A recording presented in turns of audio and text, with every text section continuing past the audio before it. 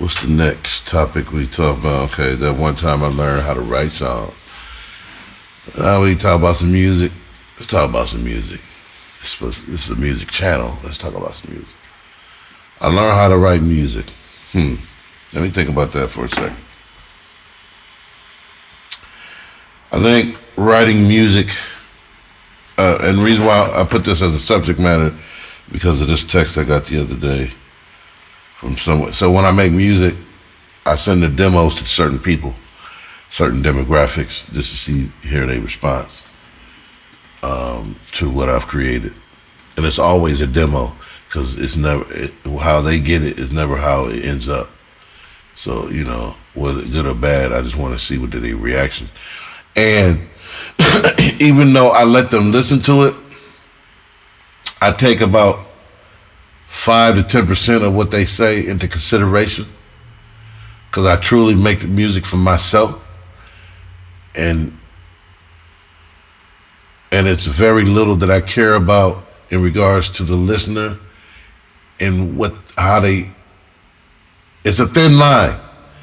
I respect the listener and what they take away from my music.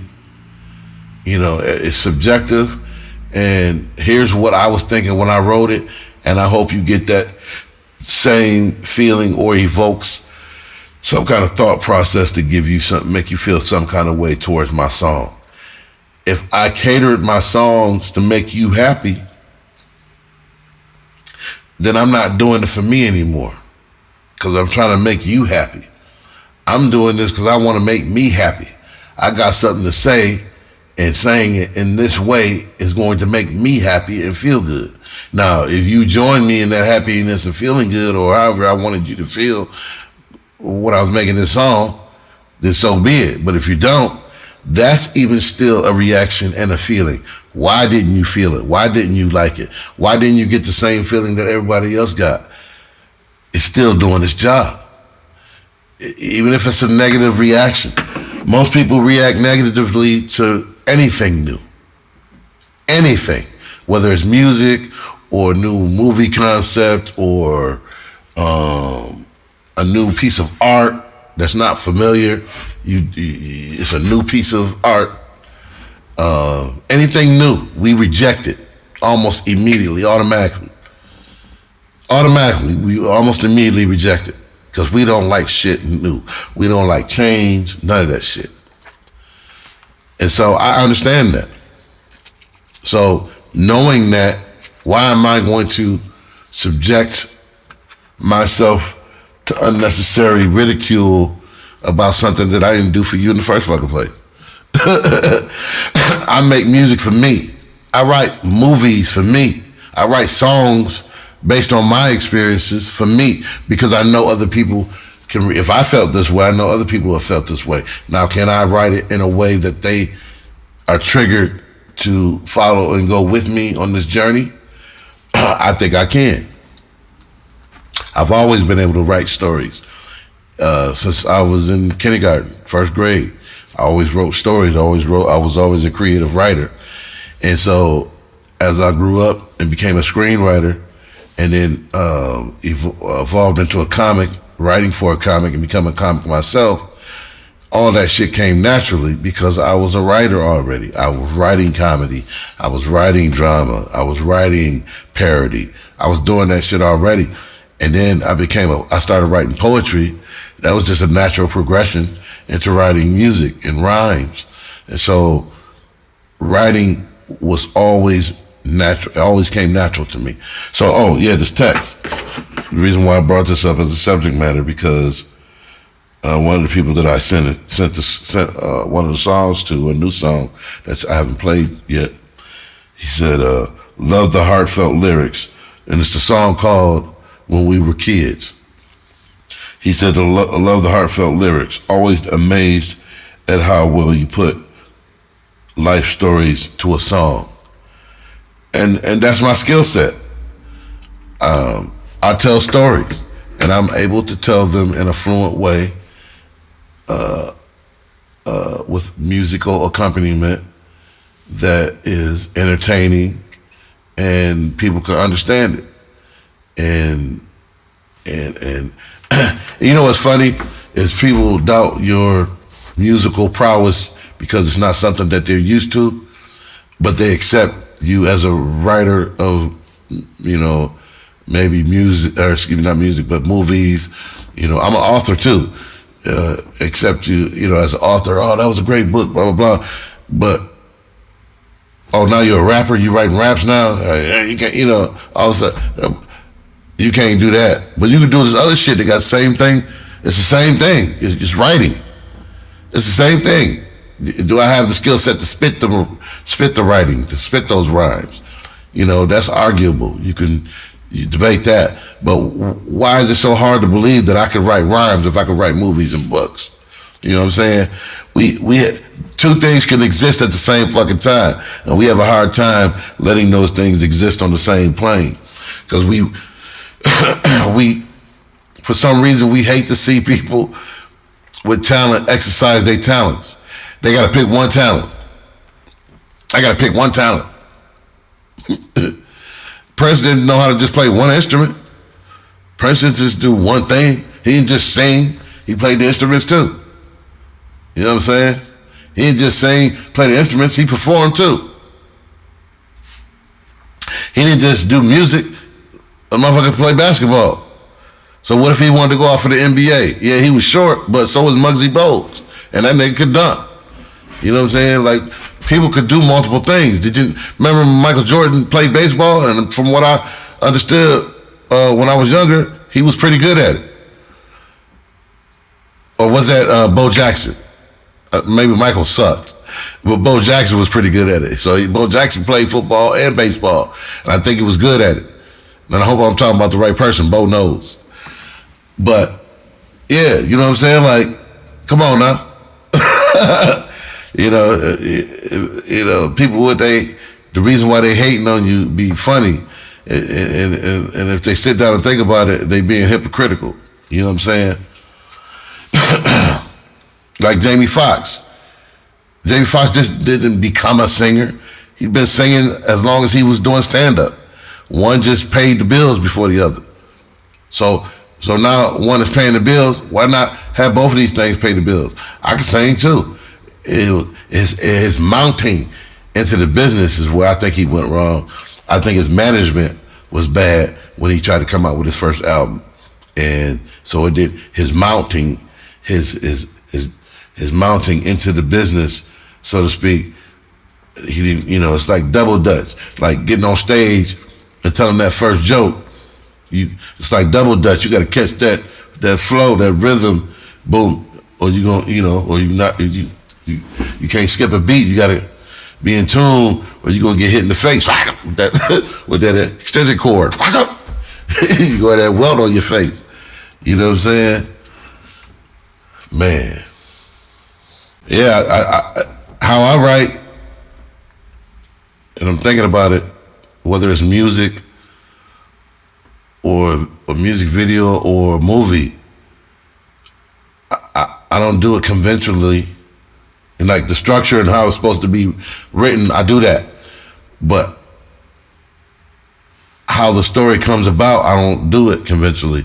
You know, I do beginning, middle, and end. First, the concept and what the story outline should be.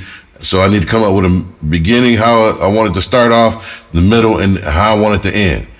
I get those in place, and then I start writing. I write until I hit that middle. So when I'm writing from the beginning, everything that I'm doing needs to lead me to this middle part. And then once I get to the middle part, boom, I accomplished that. Now let me wind this down and make this shit make sense to get to the end. Boom, then I got my story. That's how I write. So if you write a movie, yeah, you're writing all these spectacular things. And even if you have the budget for it, when you try to apply it in the real world on set, some of those things may not be possible. Even if you got the money for it. It might not look right if you do it. It might not tell the story that you wanted to tell in the real world to try to apply it. So how can we do it better to tell the story that we want to tell in the real world? So now you're writing another script. That same scenario comes up. Well, last time we tried to attempt this, we couldn't because this was, these were the obstacles, and technically it can't be done, and it's not safe to be done this way, but we did it this way. You know what I'm saying? You write another story, and that scenario happens again. You are experienced now. You know what can be applied to the real world, so you know what to avoid when writing the story in the first place. Does that make sense? So, being older and an experienced songwriter, when I'm writing something, but I'm stubborn, because my style dictates that if I want to say something, I'm gonna say that shit. I don't care how I gotta flip it, but I'm gonna say that shit and I'm gonna make that shit rhyme. That's how I write. That's how I flow. I might take a couple words out and rearrange some shit, but for the most part, I'm gonna say that shit that I wrote. Fuck that. I wrote that shit, I'm gonna say that shit, and I'm gonna figure out how to get it in these bars. And most of the time it work out for me. And so that's what creates my style. My style is different because of the way I choose to rap. And I'm going to say what I want to say without trying to conform to a certain style. So I'm gonna give you an example by playing something for you. Perfect example was the last song. It's like that. But I'm something that somebody wrote a thing about. So this is a good example of telling a story and saying what I want to say, even though it may seemingly compromise the flow. So I hope you get what I'm saying when I play you this song. I rap when I was gym rat, and I would always eat what I want to eat, because my thing was, I'm gonna work out and I'm gonna eat what the fuck I want to eat. I'm not trying to not eat this because of that, this, that, the third. Fuck that. If I was competing in bodybuilding, maybe I would conform to that, but I'm gonna eat what I want to eat, and then I have to adjust in the gym. And so that's how I rap. Without compromising the song, I'm gonna rap how I want to rap, and I'm gonna make it happen by any means necessary. So this song's called Hop In, and see if you can understand what I'm saying by example. Here you go. Hood Rawlz. You ever hear a beat? He's just like, let it ride. On that. Some shit you just don't need a hook. Yeah. Just hit play. Lay back. Cause this is what I call smooth. It's a lot of pressure coming in first, but you set the bar, then burn that bitch. Murked. Nobody follow you, nigga. Look, church. It's Hood Rawlz, me, like Big Lurch. I'm smoking, I'm singing, and I'm spitting a few words from a small town, Kalamazoo, Nora.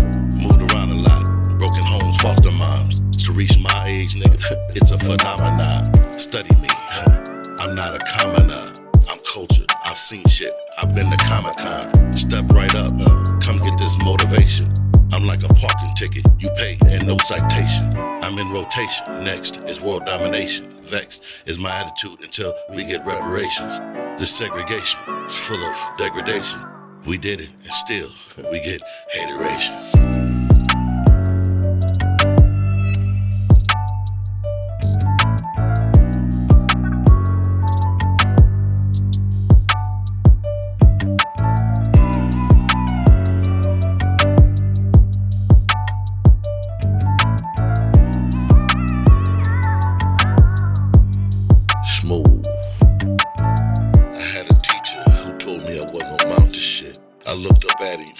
In his gym teacher fit. I don't believe you, I told my consciousness. Can you believe this nigga? He supposed to be a role model. I use that as motivation ever since. Got into a little trouble, but never missed an opportunity. Door openings, possibilities. I'm from the hood, but can't let that shit hinder me. I grew up poor, but knowledge made me rich. I done seen shit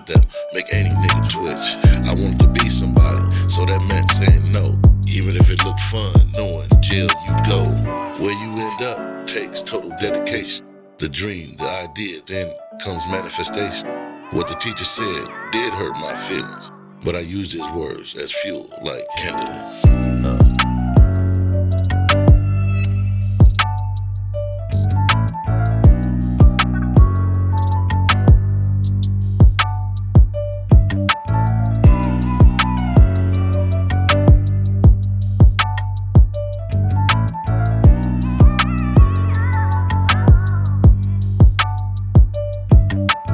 Smooth.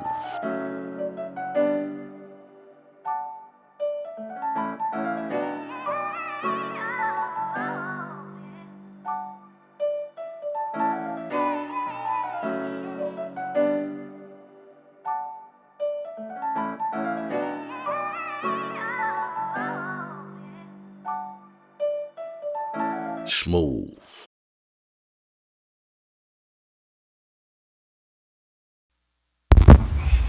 That was Hop In. I know you heard some examples of what I was talking about in regards to how my flow and how I force sentences together by speeding up at a certain point to get it to end the way I want it to end and rhyme the way I want it to rhyme. So that's that.